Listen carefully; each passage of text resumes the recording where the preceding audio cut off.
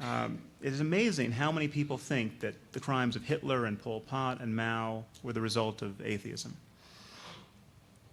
The truth is, this is a total misconstrual of what went on in those societies and of the psychological and social forces that allow people to follow their dear leader over the brink. I mean, the problem with fascism and communism was not that they were too critical of religion.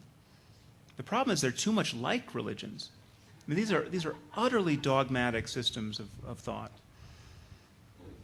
I mean, I recently had a debate with Rick Warren in the pages of Newsweek, and he suggested that North Korea was a model atheist society and that any atheist with the courage of his convictions should want to move there. The truth is, North Korea is organized exactly like a faith-based cult, centered on the worship of Kim Jong-il. The North Koreans apparently believe that the shipments of food aid that they receive from us to keep them from starving to death are actually devotional offerings to Kim Jong-il. Is too little faith really the problem with North Korea? Is too much skeptical inquiry what is wrong here? Yes, Auschwitz, the Gulag, and the killing fields are not the product of atheism. They're the product of other dogmas run amok. Nationalism, political dogma. Hitler did not engineer a genocide in Europe because of atheism. In fact, Hitler doesn't even appear to have been an atheist. He regularly invoked Jesus in his speeches. But that's beside the point. He did it on the basis of other beliefs, dogmas about Jews and the purity of German blood.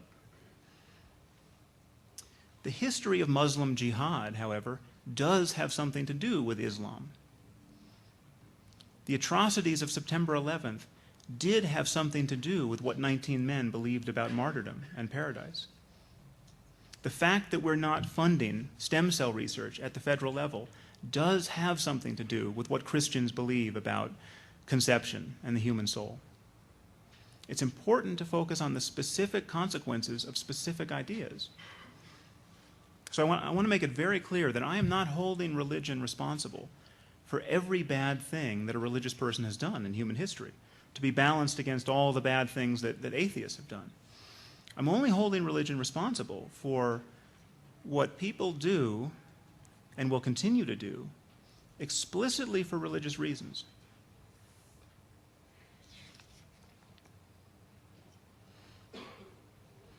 So I submit to you that there really is no society in human history that has ever suffered because its population became too reasonable, too reluctant to embrace dogma, or too demanding of evidence.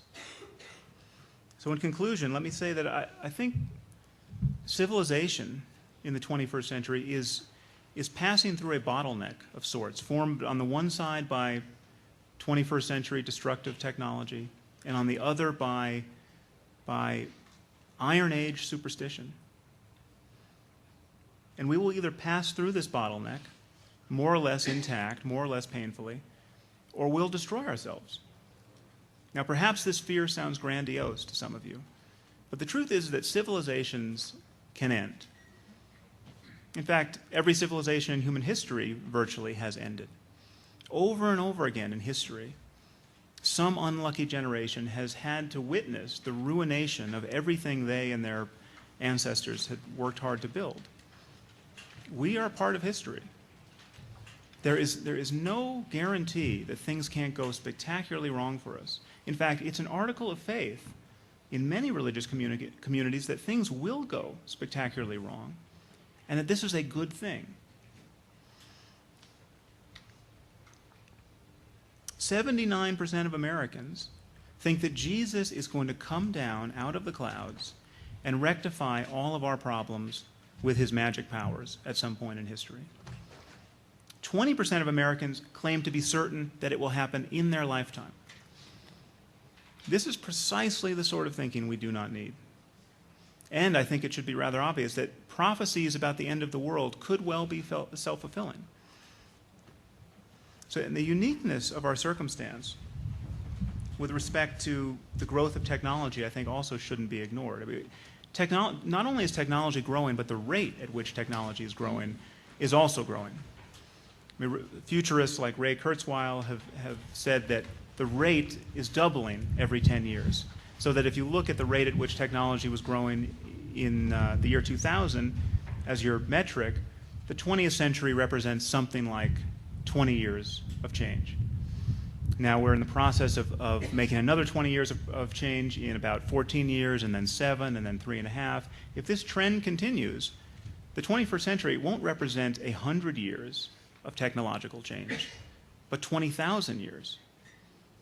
I mean, 20,000 years ago, human beings exactly like ourselves, with the same size brains, the same biological capacity for creative thought, had been languishing for at least 100,000 years and had produced nothing more complicated than a bow and arrow. We went from a bow and arrow to the internet in 20,000 years.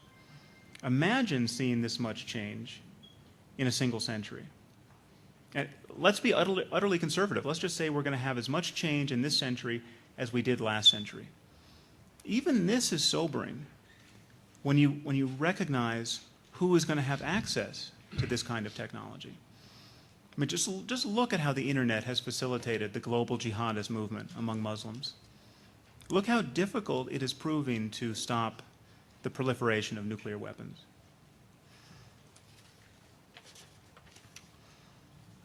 So I think if we accept that I think quite reasonable premise that it's going to remain easier to break things than to fix them or defend them, the growth of technology is quite sobering in the way that it is interacting with religion, especially in a world that has been shattered into competing religious and moral communities, and especially among communities who think death is an illusion, that this world is fit only to be consumed by God's fury, and that the destruction of every tangible good will itself be the highest good because it will be a gateway to eternity. These are explicitly religious ideas. They have no basis in fact, and yet they are amazingly well subscribed. It seems to me that it is everyone's responsibility to help break this spell. Thank you very much.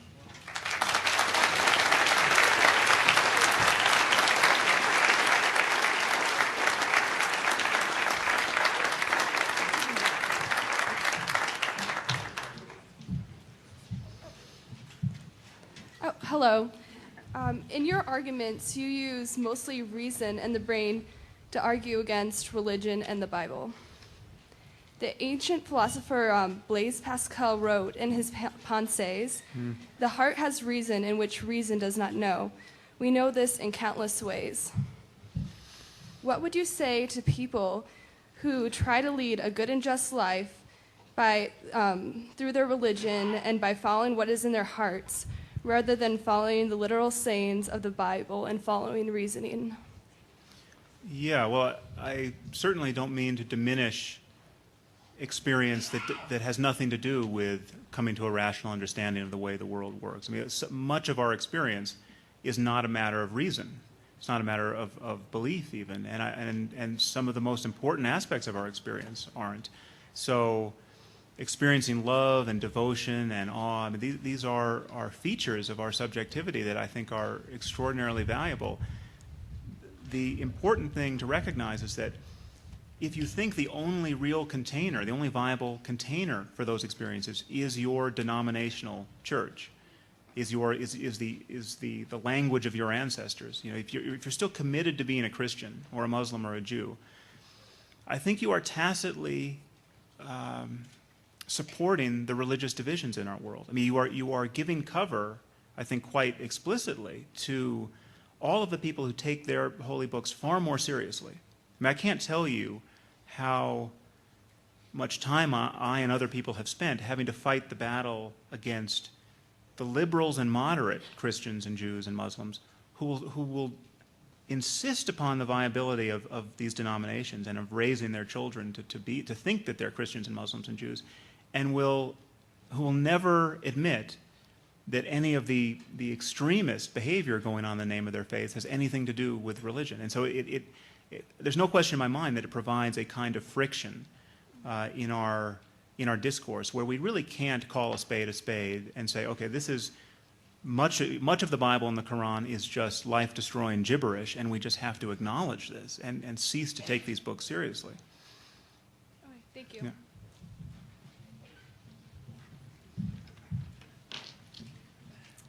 Hi. First Hi. of all, I loved your first book. I thought it was absolutely brilliant. Oh, and thank I'm you. stunned at how young you are because, Don't be stunned. I'm not that young. yeah. Well, in learning, I mean, I thank you so much for taking the time to study Western and Eastern religions for decades. That's why I thought you were older. And I haven't read the second book yet. I apologize. But my question has to do more with where our beliefs come from. We know there's a lot of peer pressure in our culture to be religious, to have a belief in God, and to be a part of some organized religion. And I have tried my whole life to be a part of that in terms of, I've tried 3 different religions. I've converted twice. And that thing doesn't work for me. The God thing does not work for me. And I've always felt very unhappy about it, that it was a lack somehow in my character. But then I've read recently that there's a study that has been done, and I'm wondering if maybe this is why you're studying neuroscience. There's a study that has been done that posits there may be a belief gene. There may be a gene in people that makes them believers, and those of us who don't have it, we don't have it. Right, right. Well, I think you might be referring to Dean Hamer's much publicized notion of the God gene, which, Yes. if I'm not mistaken, related to a serotonin receptor or transporter that people have in abundance if they have tend to have these transcendent experiences. So it didn't deal with belief per se. I think that the issue of belief is that I don't see religious belief as distinct from any other kinds of beliefs. I mean, we represent the world in our thoughts, and all of us are in the business of hoping that our representations are accurate, or at least accurate enough so that we can successfully negotiate our lives happily. I mean, nobody wants to be mistaken, profoundly mistaken about their place in the world, or about what happens after death, or where their loved ones go after. I mean, we're not in the business of deceiving ourselves just willfully, and so religious beliefs are on all fours with all of our other beliefs. We are describing the world. We're trading in these descriptions through language. Someone says to you, well, do you realize that Jesus is your personal Savior, and nobody, He's the way and the truth and the life, and nobody gets to heaven but through Him? That is a description of the way this universe is organized in moral terms and in spiritual terms, and it's either right or wrong, and it purports to be right, and it promises terrible consequences to those who don't accept it. Now, this is a very strange scheme, I think, to believe in. I mean, I'm not the first person to point out that it's a very strange sort of loving God who would have salvation depend on a person's ability to believe in Him for bad reasons.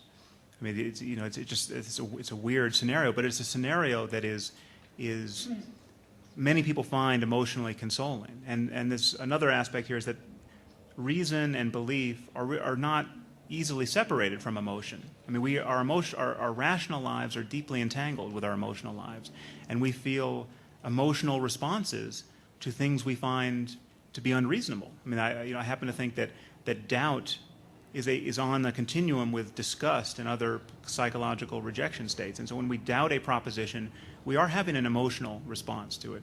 And so I think we just have to be. I think there's an all-purpose corrective here, which is just intellectual honesty. I mean, if you cease to pretend to be certain about things you're not certain about, see where that gets you. See where that gets you in conversation with other human beings. I think it'll get you a profoundly ethical life. It'll certainly get you a profoundly non-deceptive life. Which leads me to one other quick follow-up Yeah. question. When you say being intellectually honest and admitting you don't know these things, you said there were 3 ways to look at religion. 1, that it's true. 2nd, that it's useful. Yeah. And 3rd, that you're an atheist and that is a religion. But there's a 4th thing, and that could be that you're an agnostic. You don't know whether it's true or Yeah, not. but I don't meet too many agnostics about Zeus. All these agnostics about the God of Abraham should also be agnostic about Zeus. I mean, that's the same scenario. Thank you. Hi, Angela Caldwell. The physics professor, Mr. Krauss, just spoke to the Bezos scholars. And one of the things he said, well, actually, before I say that, I'd like to say about your comment